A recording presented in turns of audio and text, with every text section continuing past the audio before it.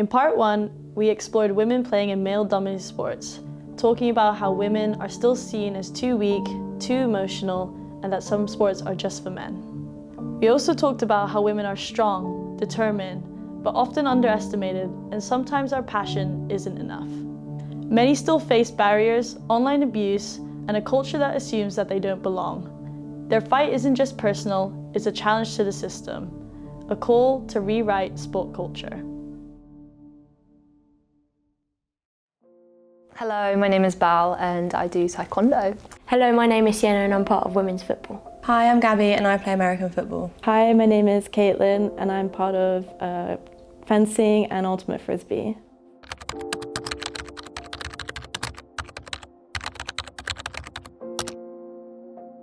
As soon as you ask that question, there's two things that come to mind. And first, it's your period. Periods is a big thing while playing. When you're not feeling in the mood and you have a game, or you're not feeling like training because you've got cramps and your body's tired, and unfortunately that isn't going to go away for women. So, and second, it's the talk that you get that no one really sees. Probably what people say to you.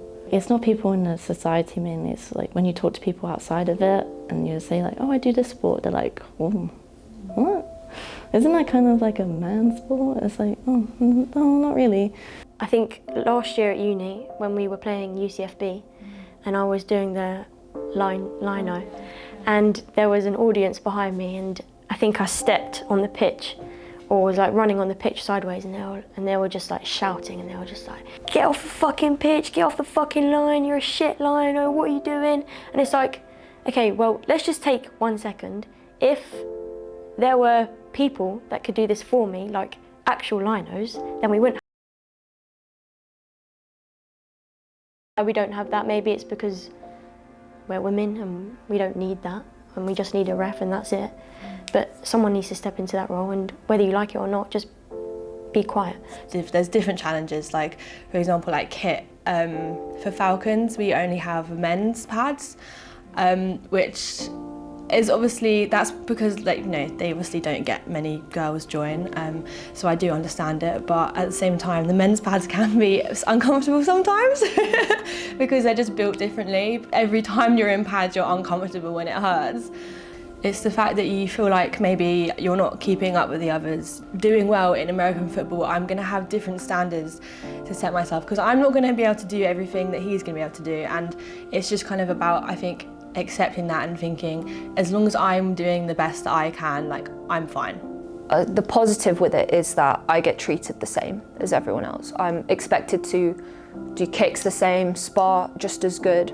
I think it's more externally from outside my club. For example, my parents, it was quite hard to get them to understand my interest in martial arts, because they didn't understand, you're a girl, why do you want to go kick people? But once they've sort of saw my passion for it and saw how I've kept it for over 2 years now, they've sort of had to change their opinion from what they've been told growing up about what women should be to what their daughter is doing now. So that was sort of probably the biggest hurdle, was to get them to understand, because I want to talk to them, this is what I love and this is what I like to do. So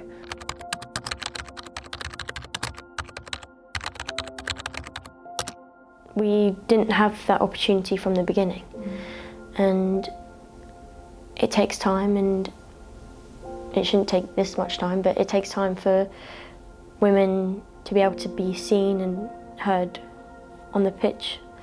I think because we don't have many famous female fighters, I think when people think of martial artists, not many women come to mind, and for that reason a lot of people may think, okay, if all the big names are men, then surely there's not that many women. And the only time I saw a female fencer on the news was because she was pregnant during the Olympics and she came third or something. I was like, that's insane. But also, why is that the only thing being shown to us about women fencers? We're out there too. We won gold, we've won silver. We don't really get in the spotlight as much as men do. If I was growing up and I saw a woman fencer, I would have gone into fencing straight away. I would have been like, Mum, please, anything, please. unless you're in the environment, you don't know what the environment is like. Unless you're in the club, you don't know the ratio of men to women. So it's the biggest hurdle is to start something new. So I feel like that's the thing that a lot of people struggle with most, because starting something new is hard. If you're a woman and you don't know the diversity, you believe that there's more men, it is difficult to take that first step and get yourself into it. Like honestly, like I don't think like some girls would even probably consider being like a part of that. I don't think they would consider even joining, because they just think there's no girls there, it's just a big group of men, I don't want to be a part of that.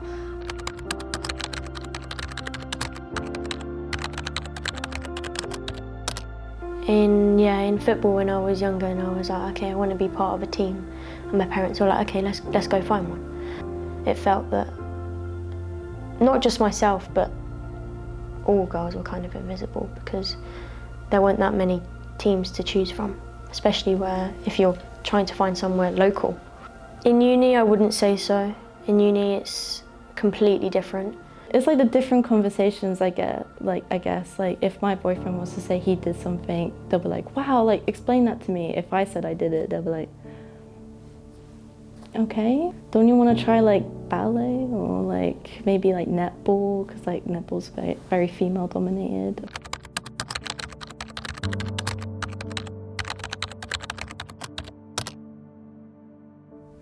The negative one comes to mind first, and that was being too small. I won't say it directly to me, but I feel like there is a saying about like kicking like a girl, right? I think comments like that can feel quite harmful to women without them knowing it. Like people don't really think about the impact that words like that can have. It can feel very belittling, because obviously it's putting that stereotype onto women again of, you know, you're not made to kick, you're not made to spar people and stuff. Like it's mainly like comments that were made to me, like they were made to my face, which I think it sticks with me a little bit, so I have to like go full force and prove them wrong. Last year I was women's 2 captain, and then he went, oh, you're captain? Like I wouldn't have picked you for that. And I was like, ouch, okay. Like,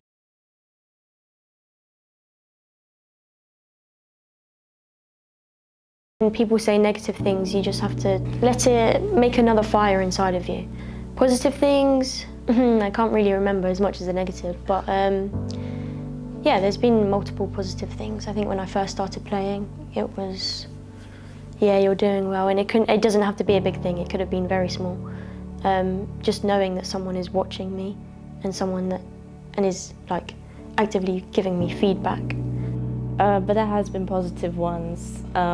And they are actually from like men, so it's like, it makes me feel a lot better, because obviously women in our sports, we support ourselves like so well, so like that always sticks with me. I like both women in both my sports. We're like a little group, and it's like a little like hug when they compliment me. I'm like, thank you, you did so well too.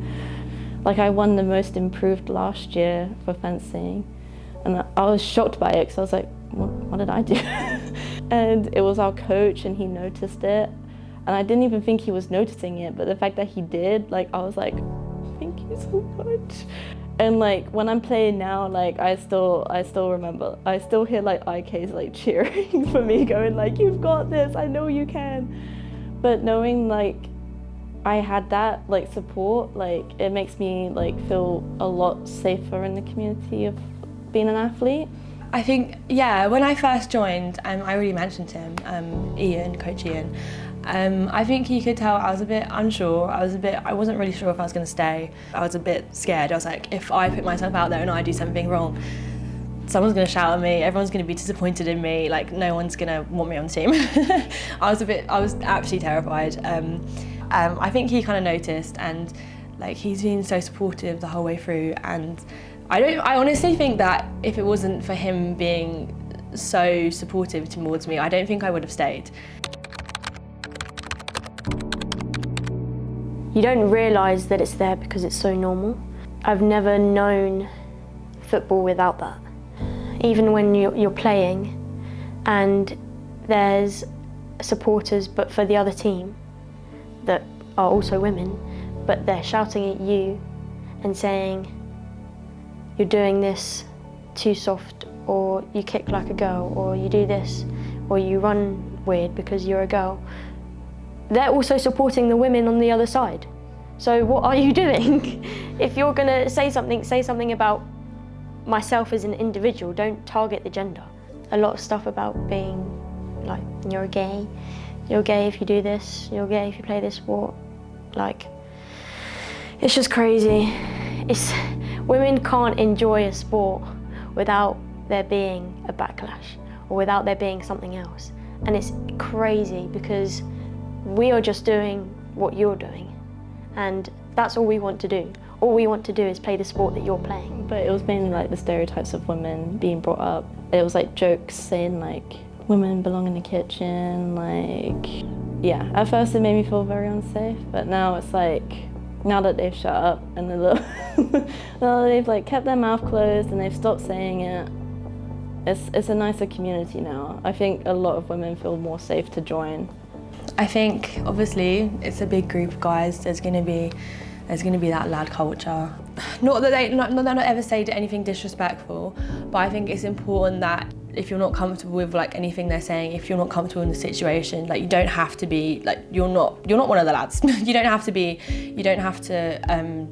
you know, go along with it. Like I think I've definitely learned that in the past year, and I think it's important to say that you can stand your ground. Like you need to stand up for, like, if something makes you feel uncomfortable, just say it. Tell someone.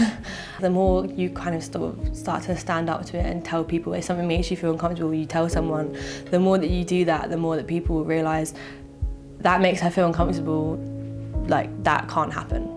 Which is what I love. Which is kind of why I stayed, because I did think, if I ever have an issue, is it just going to be brushed under the carpet, or is it actually going to be dealt with? And every single time I've had an issue, it's always been dealt with. Like it's always been dealt with so well. Which is why why I stayed, because I know that if I ever do have any issues in the future, I know it'll be sorted out.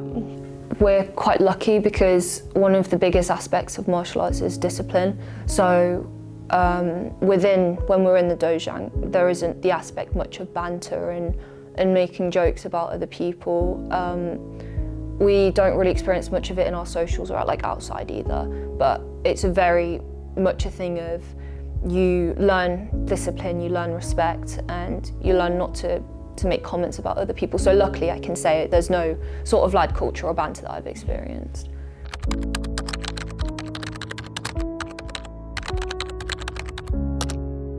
I guess it's not all like pink bows and rainbows and clouds and everything. We actually do take the sport seriously. I would love people to know that there's more women than you think. There are more women than you think, and a lot of people are really intimidated by that fact. So the one thing I want people to know is there are women in your sport. There are women that you can look up to and aspire to be, and there is a place for women in martial arts 100%. It's simple. I just wish for it to be equal, and I wish for people to respect me for who I am and as a player. I wish that I could just play a sport that I love, and I just wish for equal respect. Women are not asking for a lot. We are not asking for a lot. We're not asking you to build a whole stadium, or we're not asking you to we're not asking you to do anything other than simple respect. You give it to your teammates, you give it to your family, you give it to your friends, give it to the women on the pitch too. It's simple.